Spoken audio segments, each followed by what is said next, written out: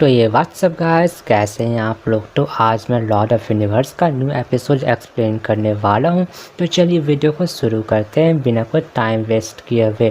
तो इसके पहले के एपिसोड में उस असासिन को जाने दिया था, मारा नहीं था, क्योंकि उसने उसके ऊपर एक मार्क लगा दिया था, ट्रैकिंग डिवाइस लगा दिया था।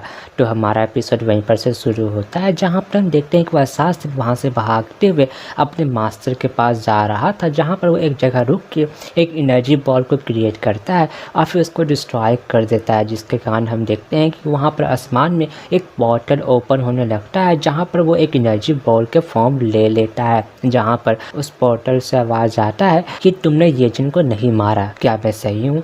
तो बंदा बोल रहा था कि हाँ आप बिल्कुल सही हैं, हम लोगों ने येजिन के पावर को बिल्कुल अंडर एस्टिमेट कर दिया था, और यहाँ तक कि वो जब फुल्ली रिकवर हो चुका है और वो अपने पीक स्टेज पर पहुँच चुका है, और जब द नाइटमेयर शॉट था उसका भी उस पर ऊपर कोई भी असर नहीं हो रहा था। तो ये बात सुनकर वो बंदा बोल रहा था कि गधे, तुमने कहा कि वो पीक स्टेज पर है, तो तुम वहाँ से बच के कैसे आ गए।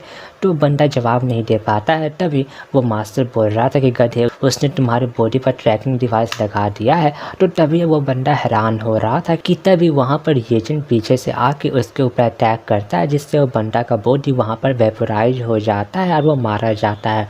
तभी येजिन उस मास्टर को बोल रहा था, उस गॉड को बोल रहा था कि जब तुम यहाँ पर आ चुके हो तो अपने आप को सामने तो लेके आ जाओ।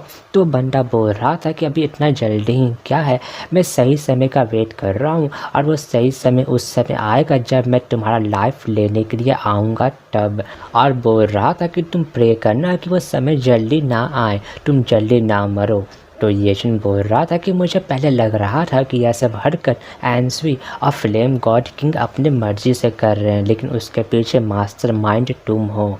तो यह देखकर वो बंदा बोल रहा था कि हाँ तुमने बिल्कुल सही गैस किया। तभी येजिन अपना पावर चार्ज भी करते हुए उसको बोल रहा था कि देखो कि जो एंसवी है और फ्लेम गॉड किंग थे, वो दोनों तुम्हारे हाथ के बस कठपुतली थे, वो बस तुम्हारा कहना कर रहे थे, और ऐसा लग रहा है कि तुम भी यहाँ पर गॉड टेम्पल के की के लिए आए हुए हो। और उसको बता रहा था कि ऐसा लगता है कि तुम जो है गॉड टेम्पल के बारे में बहुत कुछ जानते हो, एंसवी फ्लेम गॉड किंग से भी ज़्यादा। और उससे पूछता है कि आखिर में तुम्हारा पोजीशन क्या है गॉड टेम्पल में।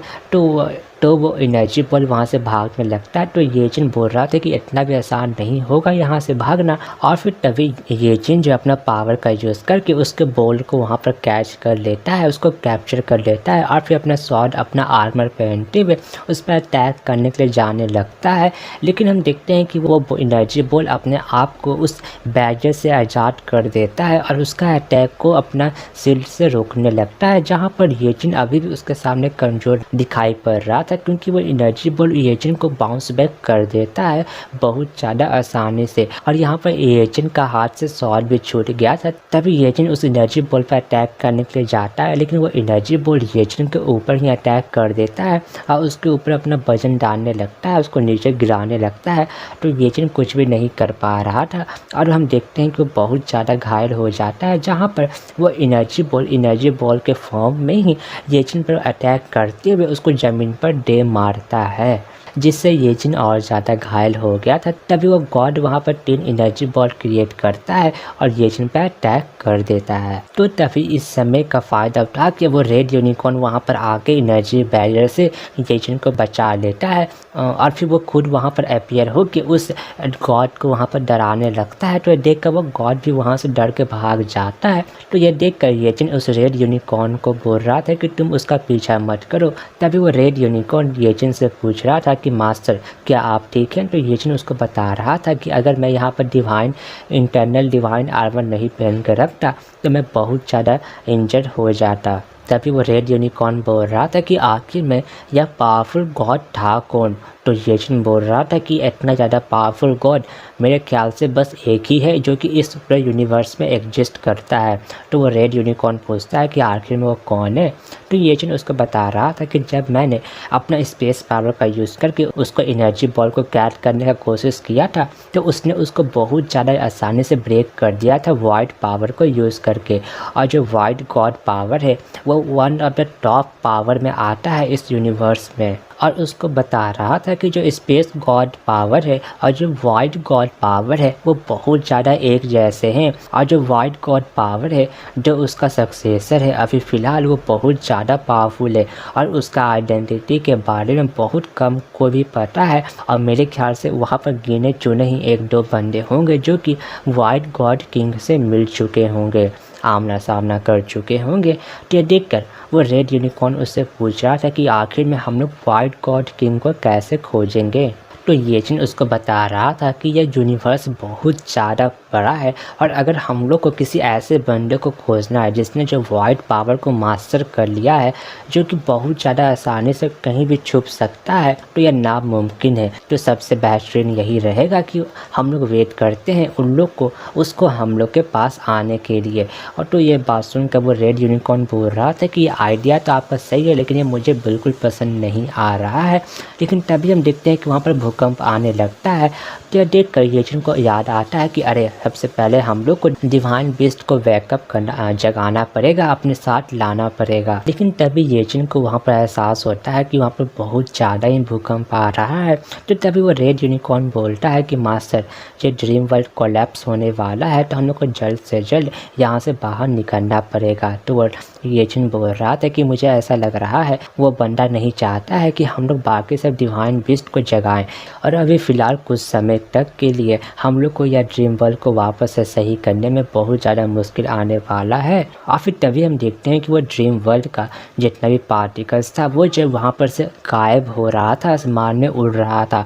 तो यह देख कर वो रेड यूनिकॉर्न बोल रहा था कि येजिन को बोल रहा था कि हम लोग को जल्द से जल्द यहाँ से निकलना पड़ेगा मास्टर, नहीं तो हम लोग का सोल डैमेज हो सकता है। तो येजिन बोल रहा था कि अच्छा ऐसी बात है तो हम लोग यहाँ से चलते हैं पहले, और वो अपना स्पेस पावर का यूज़ करके वहाँ से चला जाता है, जहाँ पर हम देखते हैं कि एक क्रो उन लोग पर नज़र रखे हुए था और वो भी वहाँ से चला जाता है येजिन के जाने के बाद। तो फिर तभी हमारा सीन चेंज होता है, जहाँ पर हम उसी चेस मास्टर को देखते हैं जो कि वहाँ पर चेस खेल रहा था। और फिर तभी हम देखते हैं कि वो जो वहाँ पर उस टैबलेट का भी यूज़ कर रहा था चेस खेलने के लिए, जो कि उसको येचन ने दिया था, जहाँ पर वो बोल रहा था कि हम लोग चेस किस प्रकार खेलते हैं इसका कोई भी लिमिट नहीं है। लेकिन तभी वहाँ पर भूकंप आता है और फिर तभी वो कॉन्सनट्रेट करके अपने स्पिरिचुअल वर्ल्ड में पहुँच गया था, जहाँ पर हम देखते हैं कि उसका स्पिरिचुअल वर्ल्ड भी चेस के जैसा ही था। वहाँ पर चारों तरफ चेस हो रहा था। और फिर तभी कुछ देर बाद वो बंदा वापस आते हुए बोल रहा था कि मेरा कल्टिवेशन बहुत ज़्यादा समय से स्टक हो चुका था, लेकिन मैं अचानक से ब्रेक थ्रू करने वाला हूँ। तो मेरे ख्याल से मुझे येजिन को धन्यवाद करना चाहिए था इसके लिए। लेकिन तभी वहाँ पर एक एनर्जी का फ्लो होने लगता है और वहाँ पर से ब्लैक एनर्जी से वही ओल्ड मास्टर आ जाता है और वो जो है गॉड ईसिंग को रिस्पेक्ट देने लगता है। तो ईसिंग बोल रहा था कि आखिर में तुम कौन हो। तो वो ओल्ड मास्टर बोल रहा था कि आपके स्वभाव से यह नॉर्मल बात है कि आपको मैं याद नहीं होऊंगा, और उसको बता रहा था कि जब wind and snow kingdom establish हुआ था तो उस समय मैंने आपको देखा था, आप वहाँ पर फाइट कर रहे थे, अपने एक्शन में थे और मैं उस समय बस एक अननोन जूनियर था।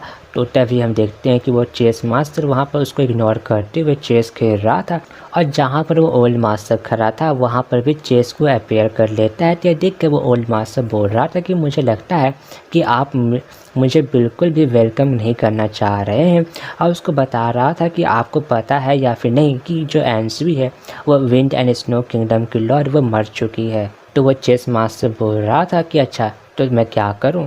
तो ओल्ड मास्टर बोल रहा था कि अब कि अब जो है wind and snow kingdom new Lord को चुनने वाला है। तो वह चेस मास्टर बोल रहा था कि मुझे कोई फ़र्क नहीं पड़ता है कि न्यू लॉर्ड कौन होने वाला है, और उसको वहाँ से जाने के लिए बोल रहा था। और इसी के साथ हमारा एपिसोड यहीं पर ख़त्म होता है।